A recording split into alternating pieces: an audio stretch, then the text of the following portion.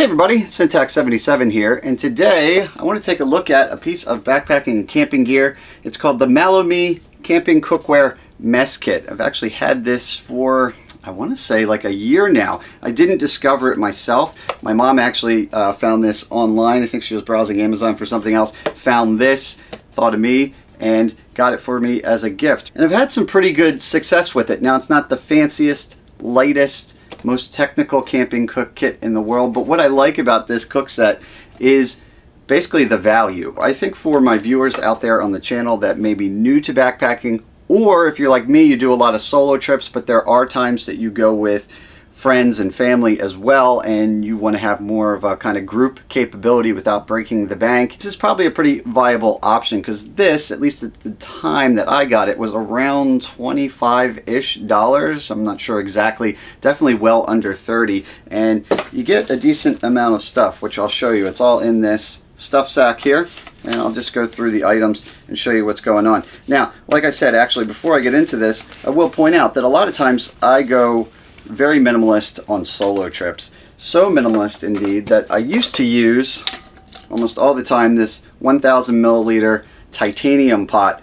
Now this guy right here actually cost more than the whole kit you're about to see. Titanium's not cheap, but it works well. Recently I've taken it one step further and I just have a single 450 ml Tokes pot like this, which again is still 20-25 bucks because it is titanium. Only weighs 2 ounces. Got my scale in front of me, so that's pretty nice. And for me on a solo trip, I can get enough water in here, just enough to heat up one of my backpacking meals or make some coffee. But the instances when I use this cook kit is when I either go out with my wife or some friends. I've taken it on trips like that, and on a solo trip in the winter, I find this kit pretty useful because I'm usually a little less weight concerned. I'm already bringing a bunch of heavier gear with me, and in my case I use this kit, the main pot, to melt my snow because it's a 1,000 ml pot as well. So let's just open it up. Let's get the stuff sack out of the way, and there's my nested kit. So on the bottom is a fry pan that we'll look at in a minute, and then on top is the 1,000 ml pot. It's got fold out handles. I think that's pretty nice, and they just have a plastic kind of handle attached to the metal wire there that keeps it pretty light. Comes with a lid, and that has a nice little grip on top there as well, as you can see. Makes it pretty easy to grab right onto. It doesn't, like say in the case of a pot like this, I like this, it's very minimal, and that has that little triangle, it just kind of flips up. But a lot of times if I forget to pop that up before the pot gets really hot and the steam gets rolling, you can kind of burn yourself flipping that up. With a system like this, it's not going to be as light, but you got a nice big old handle to grab onto there that's not going to burn your hands. So I find that pretty convenient, especially if I'm going out in the winter, like I said, and I'm wearing gloves or mittens or something like that with less dexterity. I can grab this pretty good compared to a little triangle thingy on a smaller pot, kind of minimalist pot. So I do like that, and I will point out that this is all aluminum, which not as light as titanium. Titanium's strength to weight ratio is pretty enviable, but on the upside, aluminum is A, cheap, much cheaper than titanium, and B, it actually conducts heat more evenly. So skipping over, just jumping around, the fry pan, which has those similar handles on it, an aluminum fry pan is going to conduct heat a lot better with a much more even heat distribution than a titanium saute pan. In fact, I know they're out there, titanium skillets and whatnot, but it's really not a great choice. They're light, but you're not going to get a good heat dispersion like you will with aluminum. So that is an advantage. And this guy right here, I don't know how many mLs he is. I'm going to guess, looking at that, technically if you wanted to heat up water in here, it's about half the height of this. So this is probably 400 or 500 mLs capacity in here as well. I haven't used it for water. For me, I like to have it around. Maybe you're heating up some Spam or making some eggs in here, stuff like that. It'll work just fine. And then of course it folds down. The weight on this, according to my trusty scale, is 4 ounces, but that is for a around 500 ml skillet. Getting back to the main pot, I'm just going to take out the other items. I'll get to these in a second, but let's just keep focusing on the pot. There it is. It's got marks right inside. If you can see that, it's graduated in 250 ml increments all the way up to your 1,000 or full liter would be if you filled it all the way to the top, which you could do. You'd want to be careful if you get to a rolling boil. Obviously, it'd be a little crowded in there. For most of my work, 750 mLs is plenty of water for doing a couple meals or coffee for, hey, like 4 people. And you could cook pasta in here as well. There's sometimes when we take out dishes that require a little more involvement, if you will, than just rehydrating a meal with some boiling water. So when we're cooking pasta or maybe making ramen noodles right in the pot, stirring in some marinara, stuff like that, this pot is going to give me some nice space, and compared to the taller shape on this 1000 ml guy, it gives me the capability, because it's wider, to kind of do a little more like involved cooking. I like that. So that's the pluses and minuses to this. You can see the bottom's a little beat up there, right? That's because I took this guy out and I did extensive testing of my Polaris OptiFuel stove. That was on my winter hammock camping in a snowstorm video. If you haven't seen that and you're interested in stoves and, well, you want to see me melting a ton of snow on this very pot, check it out.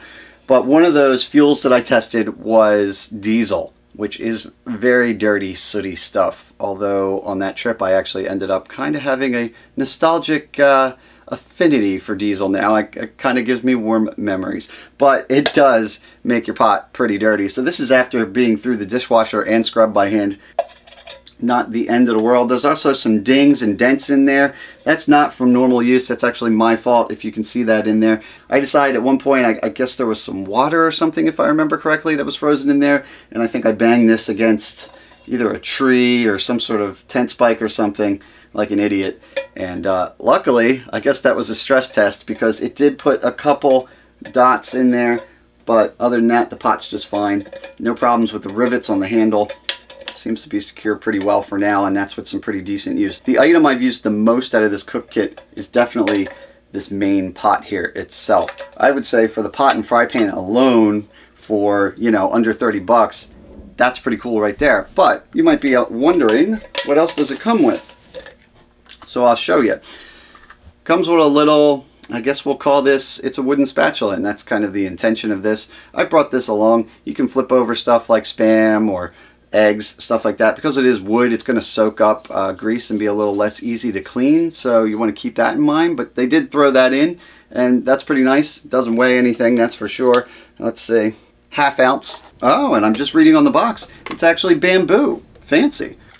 Then this guy here, this hockey puck looking thing, this is ¼ ounce, and it's just a little Brillo pad for washing it out. So like I said, spatula, you can wash it with that, scrub your pots out, etc. Eventually this will probably get messed up and gooky, right? That's fine. What I've done for years now is you just get those green flat scouring pads. I just cut a real small piece of that and bring it with me as an alternative. But in the meantime, for ¼ ounce, it's a nice little way to keep your pot clean in the field. They do throw in a little spork here, a folding spork. Basically you have everything you need, at least for one person, to get started right here. Now the weight on this is ¾ ounce. And the downside, of course, is that it is pretty short. The upside is that it packs down, folds down actually, and goes right in the cook kit. Doesn't take up much space. But compared to, say, ¾ ounce, I already own plenty of other options. And usually for my wife and I, our go-to is the Sea to Summit Alpha Light Spork, long-handled spork.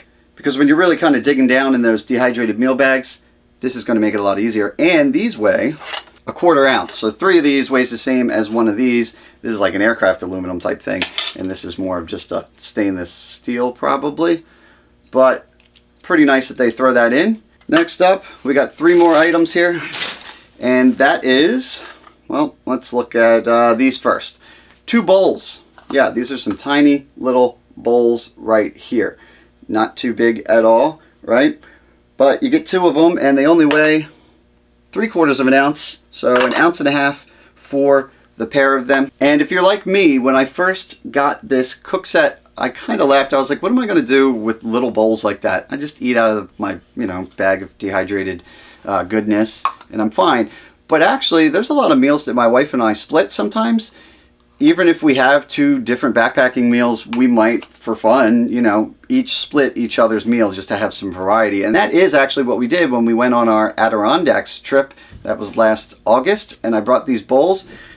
First off, we used it as an appetizer. I think we put either salsa in here and or guacamole. I know we definitely did guacamole. So for packet gourmet like salsa or the guacamole that we had from Alpine Air, fit in here just fine. So nice little appetizer bowl if you're on a group trip and you're doing food like that. But also, it actually holds more than you would think. We divvied up our pasta in this as well. We had like a rotini with a meat sauce that we had cooked and rehydrated. And we just took portions out of the bag and put it right in here and ate like the classy people we are right out of the bowl. So you'd be surprised. These are pretty useful for 3/4 of an ounce. And speaking about getting food out of the bag, you could obviously just use your long-handled spork or spoon like I mentioned. But it does come with a little, what do they call this? A soup spoon, they actually refer to it as. We might have used this to divvy up our pasta. Now in our case that was kind of like a thicker meal. Where this might really come in handy is for more soup or stew consistency meals that you're divvying up, or for just eating soup. If you're having like a ramen right out of your pot, right? Especially on that trip where I was using diesel fuel, which is all sooty, to melt my snow, and then I cooked ramen in here. Well, one time I picked the pot up and just started drinking right out of it, and I got diesel fuel on my lips. Not fun. With this little guy though, I'm able to just kind of dip in, and you can kind of drink soup and stews and stuff like that right out of the pot. So that is an option. Hey, if you don't think you need that, just leave it at home, right? But the weight on that is 3/4 of an ounce. So the choice is yours on that. And that pretty much is everything. There's the stuff sack if you're wondering. It's a 1/4 ounce by itself, not too bad. Also, I didn't mention, but let's take a look if you're interested. The diameter on the pot and the saute pan, 6 inches a piece. So you can easily get a few eggs in there, whole pieces of Spam, sausage, whatever your heart desires. If you really want to shave some weight, if you're curious, the weight on the actual lid is 1 3/4 of an ounce. So if you really want to be a gram weenie, you could bring along a piece of tin foil to cover this up with, and you would have a much lighter way to heat up your water for a boil. But to be honest, when I'm bringing this, I'm going for convenience, or I'm wearing those gloves like I said, so 3/4 of an ounce is worth the ability to have a nice real lid that's not going to blow away in the wind. If I'm on a summer solo trip by myself, like something like this, I just use a piece of tin foil as my lid. But hey, that's just me. Now the full weight for the whole kit, 15.5 ounces, so it's under a pound, and that includes the spoon in there, the cleaning kit, everything. I think that pretty much covers it. The MalloMe Camping Cookware and Mess Kit. Check it out if you're looking for an affordable and not terribly heavy way to get started with some backpacking meals, camping meals, whatever you're up to out there, maybe canoe trips or even car camping. This would honestly be pretty nice. We could stash this under a seat in the Jeep just fine and cook for Sarah and I. Matter of fact, you combine this thing with one of these, just a $9, I've showed this before, $9 generic canister stove, and you're 100% ready to go for under 40 bucks, probably for $37, something like that. I've showed this before. They're out there on Amazon and probably eBay and stuff. Just look around. There are ones out there for like 15 bucks and up, but just keep looking. You'll find them for under $10. But anyway, we're not talking about that stove today. We're talking about this cook kit. Or actually, I guess we're probably done talking about this cook kit. Please feel free to share in the comment section below if you've had any experiences with this system yourself, or maybe something similar out there that I'm missing. I'd be glad to check that out. Until next time, I'm Syntax77, and you have fun out there.